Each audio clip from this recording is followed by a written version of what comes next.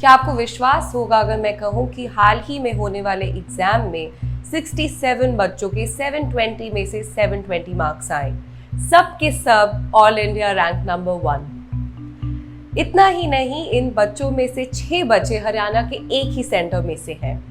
तो मतलब सब कुछ ठीक तो नहीं है, वरना क्यों सड़कों पर स्टूडेंट्स प्रोटेस्ट करने उतरते और कांग्रेस लीडर प्रियंका गांधी को इस स्टूडेंट की वीडियो को ट्वीट करना पड़ता।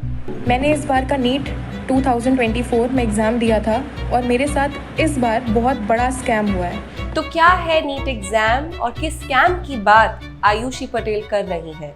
नमस्कार, मैं वत्सला सिंह VOA इंडिया से आज आपको इसी मामले, ये नीट एग्जाम के मामले के बारे में समझाऊंगी।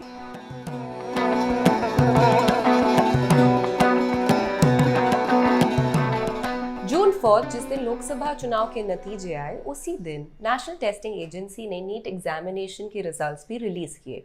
नीट एग्जामिनेशन यानी कि National Eligibility cum Entrance Test, ये एक पिवटल एग्जामिनेशन है जिसके बेसिस पे स्टूडेंट्स को मेडिकल, डेंटल, आयुष के पब्लिक और प्राइवेट इंस्टीट्यूट्स में एडमिशन मिलता है। रिजल्ट में unusually high number of students को परफेक्ट स्कोर्स मिले और 1500 स्टूडेंट्स को 718, 719 जैसे स्कोर्स मिले, जो कि इम्पॉसिबल है। एग्जामिनेशन के रूल्स के हिसाब से अगर आपका करेक्ट आंसर है तो आपको +4 मिलेगा और गलत आंसर पे -1। तो अगर आप ऐसे स्टूडेंट हैं जिसका सिर्फ एक सवाल गलत हुआ है तो आपका फाइनल स्कोर 715 बनेगा, ना कि 718 या 719। रिसेंटली नेशनल टेस्टिंग एजेंसी ने कॉन्फ्रेंस रखी जिसमें उन्होंने क्लैरिफिकेशन दी कि जो 1500 स्टूडेंट्स हैं उनको एक्चुअली ग्रेस मार्क्स दिया गया है क्योंकि उन्हें कम टाइम एलोकेट किया गया था। साथ ही में उन्होंने ये भी कहा कि 2024 में 3 लाख ज़्यादा स्टूडेंट्स ने एग्जामिनेशन दी 2023 के कंपैरिजन में, और इस बार एग्ज़ाम भी आसान था, तो इसीलिए परफेक्ट स्कोर्स, हाई स्कोर्स देखने को मिले। लेकिन सवाल अब भी बनता है कि 67 स्टूडेंट्स के परफेक्ट स्कोर्स कैसे आ सकते हैं, जबकि 2023 में सिर्फ 2 स्टूडेंट्स के परफेक्ट स्कोर्स थे और 2022 में तो 0। जो फर्स्ट रैंकर था 2022 का, उसका 715 स्कोर था। आयुषी के मामले में भी नेशनल टेस्टिंग एजेंसी ने रिस्पॉन्ड करते हुए कहा कि जो उन्हें टॉन OMR शीट का मेल आया वो ऑफिशियल ID से नहीं भेजा गया। आयुषी और उनके परिवार ने लखनऊ हाई कोर्ट में पिटीशन फाइल की है जिसमें उन्होंने नीट एग्जामिनेशन 2024 के रिजल्ट को सस्पेंड करने की डिमांड की।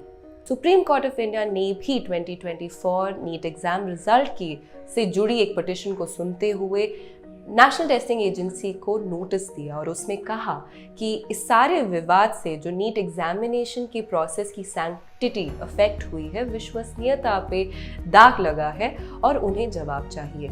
लेकिन जो बच्चे एग्जाम क्लियर कर चुके हैं, जिनकी काउंसलिंग स्टार्ट होने वाली है, उस प्रोसेस पे जो सस्पेंड करने की पिटीशन ने डिमांड की, उस पे सुप्रीम कोर्ट ने स्टे लगा दिया है।